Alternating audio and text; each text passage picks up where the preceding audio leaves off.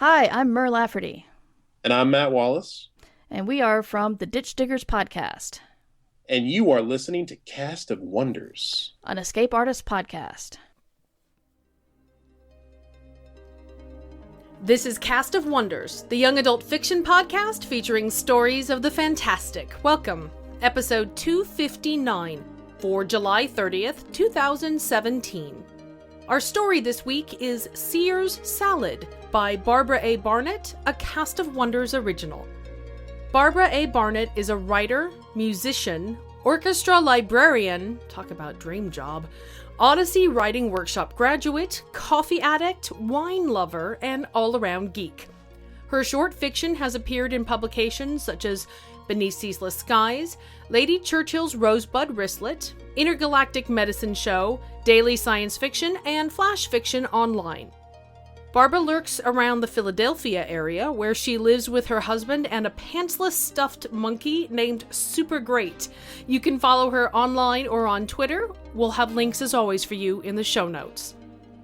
The story is narrated by Jen Albert, an entomologist, writer, editor, narrator, game player, cosplayer, streamer reader of all the things, and haver of far too many hobbies. Jen somehow became co-editor of her favorite fantasy fiction magazine and podcast.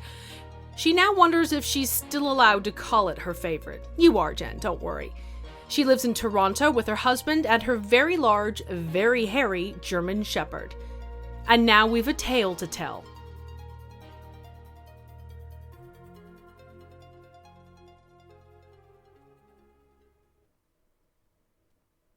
Seer's Salad by Barbara A. Barnett. There would be no snatching my laptop back from Dia. She slapped my hand every time I reached across the cafe table for it. I had been a keystroke away from deleting the amateur hour comic panels, cluttering up my hard drive. Months of wasted effort that Dia was now inexplicably determined to keep reading. Her gaze remained glued on the screen as she shoveled forkfuls of salad from bowl to mouth. "Damn, these are awesome," she said, voice pitched at a chirpy, bird-like frequency.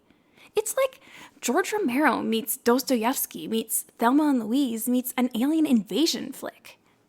I shrugged. As much as I wanted to believe I had enough talent to create a successful webcomic, it was hard to take Dia's encouragement seriously. I had seen her get equally excited over blueberry pancakes, after all. They're nothing special," I said, ninja seizing my laptop before she could dribble dressing all over the keyboard. "Just drafts, really." Dia responded with a chiding wave of her fork. "You need to publish this shit," she said. At least that's what it sounded like through her mouthful of salad. Another bite, and she erupted into a violent coughing fit that sent bits of lettuce and tomato spraying across the table. "Are you all right?" I asked, half standing. "Do I need to Heimlich you or something?" Dia grabbed her water bottle and chugged. "I'm fine," she said between gulps. "I just wasn't expecting that." Expecting what? I studied her meal for possible culprits, only to end up with a case of lunch buyer's remorse instead. The scent of mango vinaigrette made me wish I hadn't opted for the same chicken noodle soup I always bought. "Is there something wrong with your salad?" "No, the salad's great, but the guy who made it, total scumbag. We're talking shoots stray cats with a BB gun levels of scumbaggery." Out of the blue segues like that were why I loved hanging out with Dia. She was random, unpredictable, one of those people who seemed to walk on fairy dust with her big flowered hats and the sparkly nose ring that set off her brown skin. The one time I tried dressing like Dia, people looked at me like I was a Christmas tree on display in July. So I accepted my lot in life. I was doomed to remain boring old Tamsin, trailing one step behind Dia's glittery wake. Dia stared toward the cafe corner, neck craned. "I should find out where this guy lives and report him." "How do you know he shoots cats?" Dia's eyes went wide, like a sparkly deer caught in the headlights. Oh, crap. I shouldn't have said anything. It's just that the cat thing caught me off guard, and...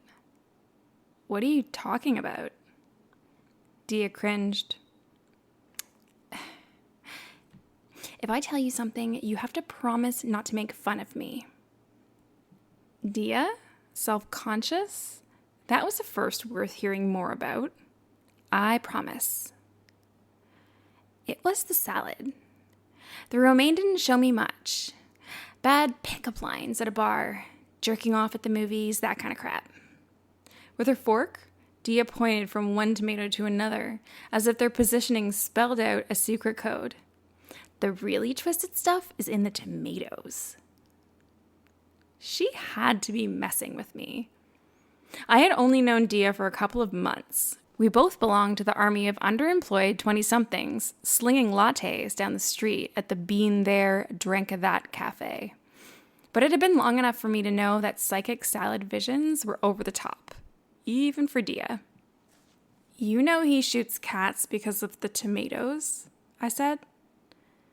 I'm afraid to even touch the artichokes. Dia downed more water. Anyway, so I was telling my brother about that awesome ginger beer you made, and... Whoa. Back up. I'm still on the salad and the cat shooting. Dia let out a dramatic sigh. I see things about people, okay? When you eat food? Not just any food. Salad. Salad the person made. Definitely messing with me. But I decided to play along and see how far she was willing to take this new addition to her manic pixie dream girl routine. So you knew seeing something awful about this guy was a risk, yet you ordered a salad anyway? He was hot. I wanted to find out if he was a decent guy. Isn't that kind of creepy stalker territory? Dia started to object, but snapped her mouth shut. Her face took on that pinched, tight-lipped look she got in the rare moments when someone got the upper hand on her. You're right, she said. It's creepy. Lesson learned, but he's a psycho, so in this case, I think it all evens out. I could have dropped the whole salad thing at that point. I had just scored Dia a concession, after all. How often did that happen? But no, I wasn't going to let her off the hook that easily. And you developed this power how? Exposure to a radioactive crouton? Dia shook her head in annoyance. It's a family thing, okay? Some people inherit blue eyes or curly hair. I got the psychic crap. So does this family gift of yours work with pasta salad, fruit salad, or is it strictly a lettuce-based thing? Great, Dia snapped. First, I get the psycho cat shooter salad, and now you're making fun of me after promising not to. Thanks, Tam. Way to be a friend. Dia sank back in her chair. Instead of commanding the room with that larger-than-life way of hers, she looked deflated. Her traffic cone orange jacket suddenly 2 sizes too big. Her polka dot scarf 2 feet too long. A sulky Dia-style overreaction, sure, but she was right. I had broken my promise. I'm sorry, I said. But most people would have prefaced this whole thing with something like, I know this sounds crazy, but... Dia sniffed, shifted in her chair, glanced at everything but me. The cafe chatter becoming deafening in her silence. Conversations about workplace drama and the latest episode of some hot new sitcom, amplified beyond tolerance. But as I listened to those conversations, those normal conversations, my pity for Dia turned to annoyance. How did she expect me to react when everything she said was as outrageously kooky as possible? And this salad thing? Play along with it, and I'd end up the butt of the joke. Silly Tamsin blushing furiously as Dia burst into a fit of giggles. But call Dia on her bullshit, and she'd assault me with those wide, watery eyes, like she was a child and I had just taken her favorite toy away. Bring on the eyes, I said. Dia cocked her head to one side, on the receiving end of confusion for once. What? That puppy dog eye thing you do. You'll pout and give me that face until I say I believe you, and then you'll be the one laughing at me. I hated how harsh my tone sounded, yet the words kept spilling out. I love you, Dia, but there's only so much randomness you get to drop on a person before you lose the right to get snippy when they don't believe you.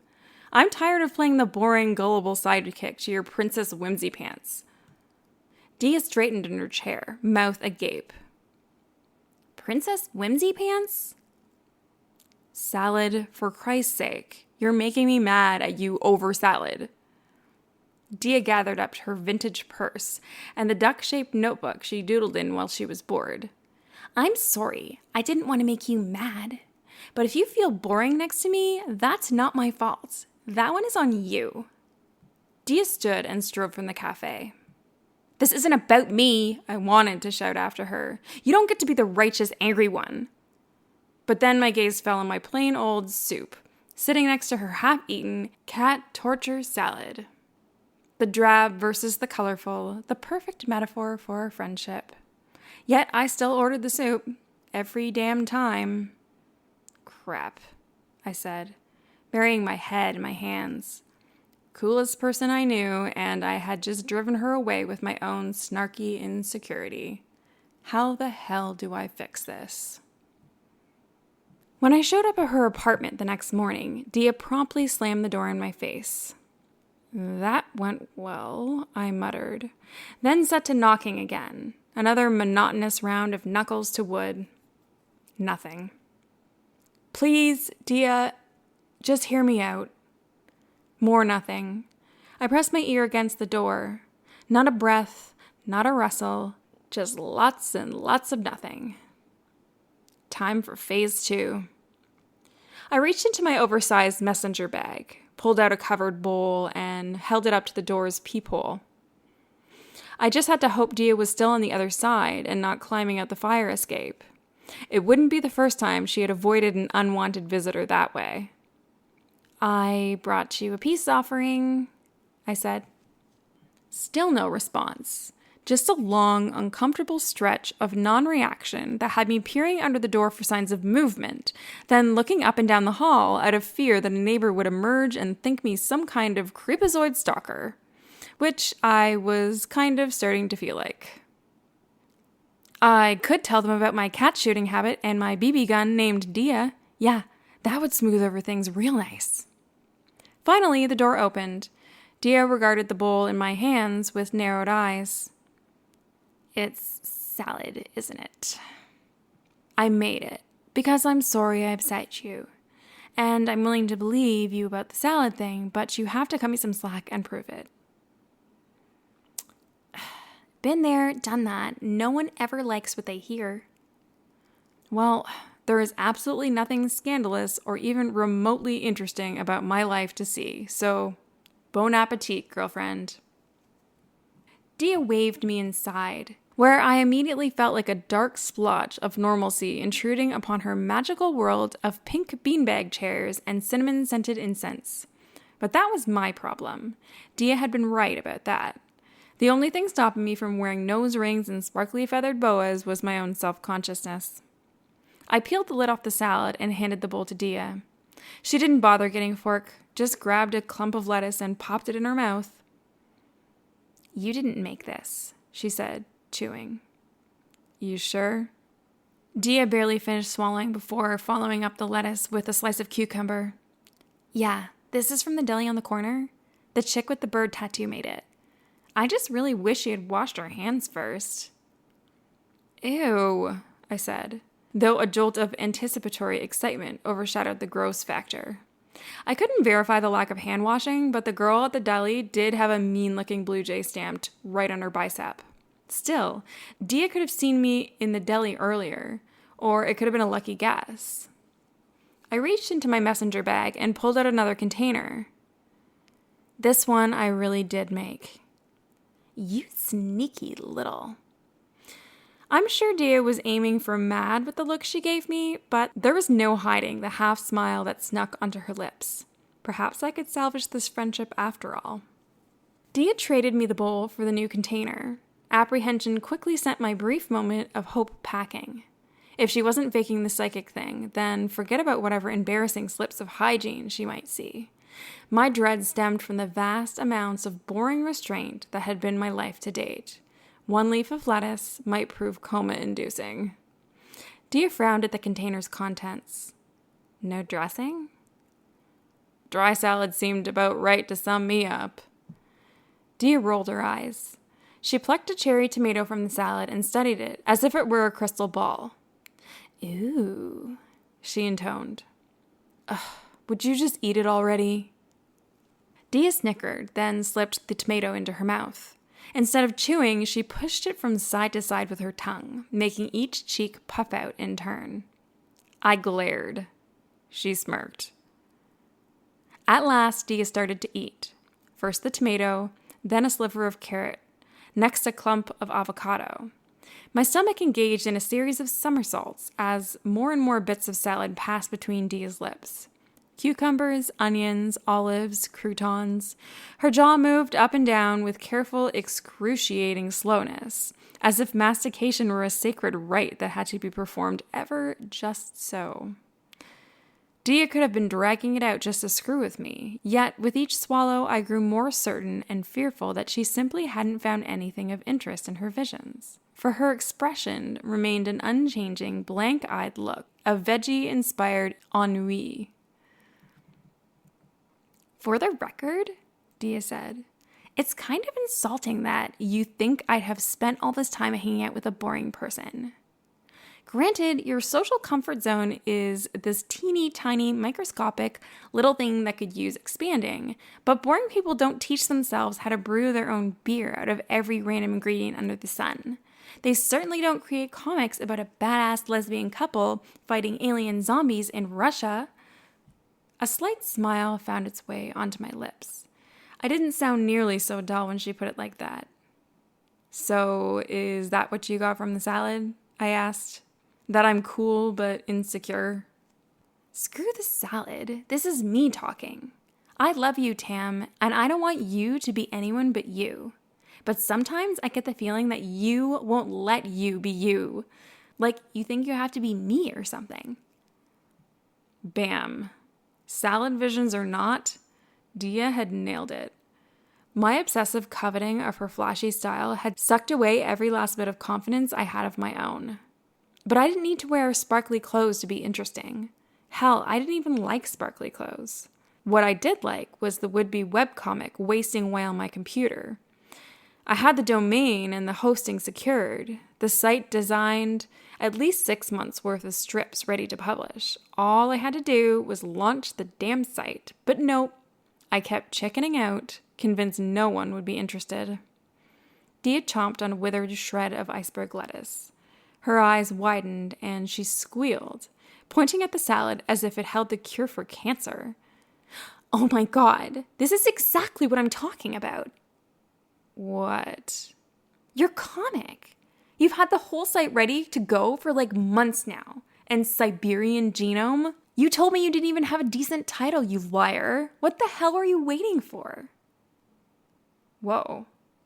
I gaped at Dia. I hadn't shared those details with anyone, making me suddenly certain of two things.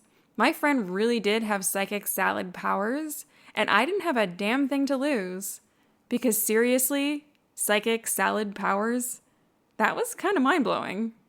That was the kind of thing that spends hours sinking in before the full impact of it slugs you like a brick-loaded boxing glove in the middle of the night. So if I could hold the interest of a person who received salad-based visions, then I sure as hell could hold some eyeballs on my comic on a regular basis. What the hell am I waiting for? With a little squeal of my own, I plopped into a beanbag chair and whipped out my laptop. Let's get this puppy online already. About damn time, girlfriend. Dia squeezed into the beanbag with me. One suggestion, though? I'm all ears.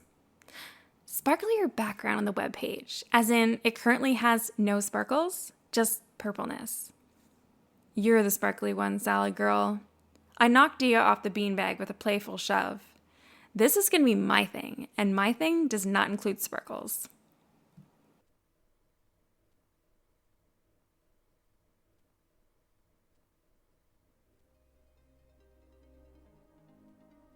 What do you think? Is Dia a manic pixie dream girl? She has lots of the hallmarks: eccentric personality, unabashedly girlish, and in this instance, a rather unique magical ability. She doesn't strike me as Tamsin's romantic interest, though I don't think that's off the table. Tamsin is definitely our protagonist. The story focuses on her moving past her own reticence to take a chance with her art, aided by Daya and her special talent. We don't seem to know much about what Daya wants or is all about, other than in the context of being Tamsin's friend and wingman. We talk a lot about Mary Sues and protagonists and fridging, archetypal roles that make frequent appearances in fiction of all lengths and media. They can be both shortcuts and warning signs. For example, in most mainstream Japanese anime, I can spot a second male lead a mile away. They'll be the one who's quiet and supportive of the female lead, as opposed to the inevitably brash, emotional, hot mess of a male lead, who she nevertheless falls for because he can't control his phenomenal cosmic power. Or maybe a story about a pair of female friends, in this case, is just that. We don't learn more about Daya's interests and motivations because they aren't relevant to her helping Tamsin get past a lifelong stumbling block. Maybe it's just about friendship, with some awesome webcomics and a whole lot of coffee. Join us next week for... Someone had tried to splint her bones, but noble doctors of the major houses were too costly for the likes of her. The Temburies bearing as a minor house must have earned Jassy treatment, but she could see the harsh angles in her legs, feel how they remained wrong. Dried blood traced thick suture lines across her thighs, down both knees and along her calves. Tears welled in her eyes, and she began to sniffle, choking back sobs. Enough of that, the contractor huffed. If you're going to blubber, then I'll be on my way. Silly me. I thought, he lingered on the word, you might be interested in a contract. The final round has been released, and you have just under a week to cast your votes in the final preliminary round of the Podcastle Flash Fiction Contest. Semi-final rounds to follow. Don't miss out. Check out forum.escapeartist.net for all the details. Cast of Wonders relies on your donations to pay our staff, authors, and narrators, and to bring you the best in young adult fiction week after week. If you've enjoyed this story, please consider making a donation to support us. There are lots of ways you can help. We have PayPal buttons on the site, we're on Patreon, and if something else would work better for you, just let us know. Every one-off, or even better, a reoccurring monthly subscription can make a huge difference, and you have, as always, our heartfelt thanks. You can share your appreciation for the story and us by leaving a review on iTunes, Google Play, or wherever you get your podcasts. Share the episode with your family and friends, or come discuss it on the EA forum, forum.escapeartists.net. We're at Cast of Wonders on Twitter. Come say hello. Cast of Wonders is a production of Escape Artists Incorporated and is brought to you by the creative team of assistant editors Danny Daly and Catherine Inskip. Associate editors Amy Brennan, Alexis Goebel, Andrew Kim, Aiken Patel, Susie Rodriguez, Muddy Schleider, Chris Tang, and Xander Simon. Our audio producer is Jeremy Carter, and I remain as always your humble editor and host, Marguerite Kenner.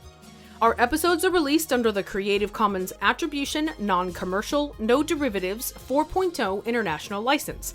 That means you can share the episode, but you can't change it or sell it. Our theme, Appeal to Heavens, is by Alexei Nov. It's available at Promo DJ or his Facebook page, which you can find in our show notes. Thanks for listening.